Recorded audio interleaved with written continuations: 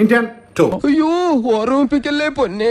ഒരുവിധം big budget അപരാധങ്ങൾ, equal അപരാധങ്ങൾ ഒക്കെ കണ്ടിട്ടുണ്ട്. പക്ഷേ ഇതുപോലൊരു കാട്ട അപരാധം ആദ്യമായിട്ടാണ് തിയേറ്ററിൽ കാണുന്നത്. എനിക്ക് മുമ്പ് സംസാരിച്ച മഹത് വ്യക്തിയുടെ അഭിപ്രായങ്ങളോട് 100% ഞാൻ യോജിക്കുന്നു. ഇന്ത്യൻ സിനിമ കണ്ടവർക്ക് അറിയാം അതിലെ സ്റ്റോറി എന്താണ്. ഇതിലേക്ക് വരുമ്പോൾ അതിൻ്റെ ഒരു കണ്ടിന്യൂഷനാണ്.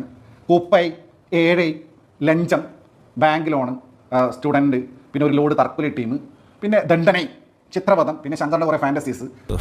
ഒരു മാറ്റവും ഇല്ലല്ലോ ഇതിൽ ഈ പിന്നെ തൈലന്തൂരി താത്ത മറ്റേ മർമാണി വൈദ്യനാണല്ലോ പുള്ളി. ഇത് ഇങ്ങനെ വെച്ച് കുത്തിയ വെള്ളം ഒടിഞ്ഞു പോകും. കളരിയിലൊന്നും ഇങ്ങനെ സംഭവമൊന്നുമില്ല. ഇത് വെച്ച് മർമാണി വിരൽ വെച്ചിട്ട് മർമാണി തൈലം കൊണ്ടു നടക്കുന്ന ഇദ്ദേഹം മർമാണി പരിപാടിയാണല്ലോ.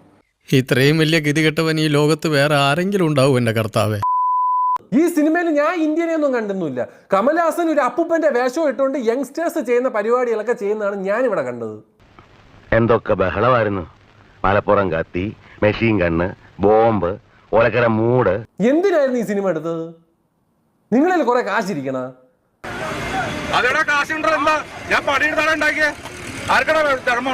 അല്ല, നിങ്ങളെ കുറെ കാശുണ്ടെങ്കിൽ നിങ്ങൾ വേറെ വല്ലതും ചെയ്യണേ. നമ്മൾ സമയം കളയാതെ 3 മണിക്കൂർ അവിടെ ഇരുന്ന് വെറുക്കായിരുന്നു ആ സിനിമ തിയേറ്ററിൽ ഇരുന്ന്.